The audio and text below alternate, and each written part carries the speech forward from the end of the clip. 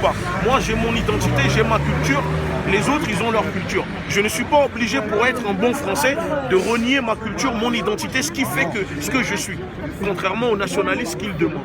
Donc, à un moment, nous, on défend tous les jours les droits de ces personnes-là, qui sont victimes de racisme, de discrimination, de négrophobie, d'injustice, des femmes, vous savez. Aujourd'hui, les gilets jaunes, ils sont arrivés comme ça, ils disent « Ah, mais les banlieues, pourquoi vous ne venez pas, vous ne nous rejoignez pas ?» Mais à chaque fois, les banlieues ont fait les tirailleurs.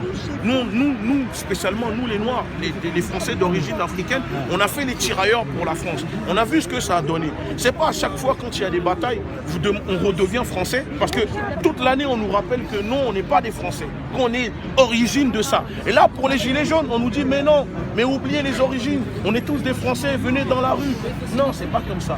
À un moment, il faut aller consulter tous ces mouvements. Même si vous croyez que... Mais un point de vue qui va naître d'un débat, qui va avoir lieu entre les gens. C'est ça. Mais moi, ce que je pense, ça n'a aucune importance. Ouais, mais nous, en tant que militants anti-négrophobie, parce qu'on est des militants... Mais moi, je ne suis pas négrophobe. Est-ce que c'est la question? Non, mais c'est pas... Je dis pas que toi, tu l'es. Je te dis, moi, je suis un militant anti-négrophobie. Non, mais j'en ai au Mali, j'en ai au Sénégal. Non, mais c'est comme Marine Le Pen, elle dit son meilleur ami à Sénégalais. En fait, non, mais ce que je veux dire au fait, parce que si tu non, mais c'est pas ça. Si tu me coupes, c'est sûr que tu n'auras pas ma question.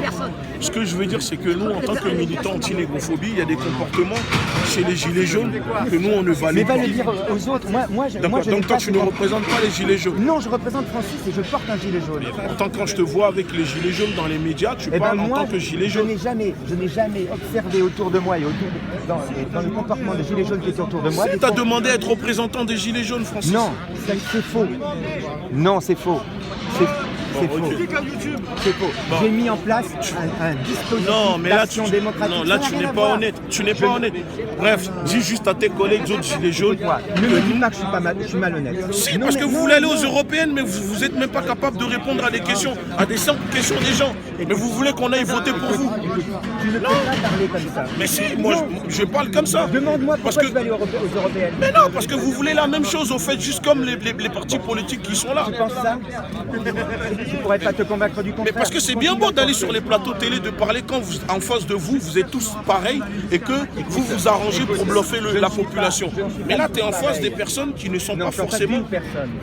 Tu es en face de moi, en tant que militant. Moi, je représente plusieurs personnes. Je ne suis pas parole d'un mouvement. D'accord? Mais c'est pas ce que tu dis dans les médias. Non, j'ai toujours dit ça. Parce que chaque week-end, on peut le voir. Où j'ai dit que je représentais les gilets jaunes. Tu la trouveras jamais, parce que je ne l'ai jamais dit. Voilà. Les banlieues, c'est pour ça que les banlieues ne vous suivent pas. Parce que ce que vous êtes en train de... Vous voyez ce que vous dénoncez aujourd'hui? Ce que les gilets jaunes dénoncent aujourd'hui, nous, ça fait des années dans les banlieues qu'on le vit et qu'on le dénonce. Mais personne ne nous écoutait. Et quand on sortait dans la rue, ils disaient qu'on est des racailles. À des conditions. Par les Français, on doit tous lutter pour que l'État... Non, c'est pas comme ça. Parce que je veux vous dire un truc.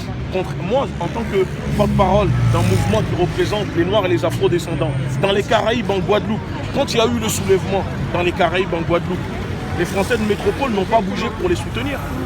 On les regardait. Ils sont restés dans la merde. Aujourd'hui, on lutte contre le chlordécone. Macron, quand il est passé à la télé, il dit que le chlordécone ne provoque pas les cancers. La Martinique détient le taux de cancer de la prostate au monde, en Europe.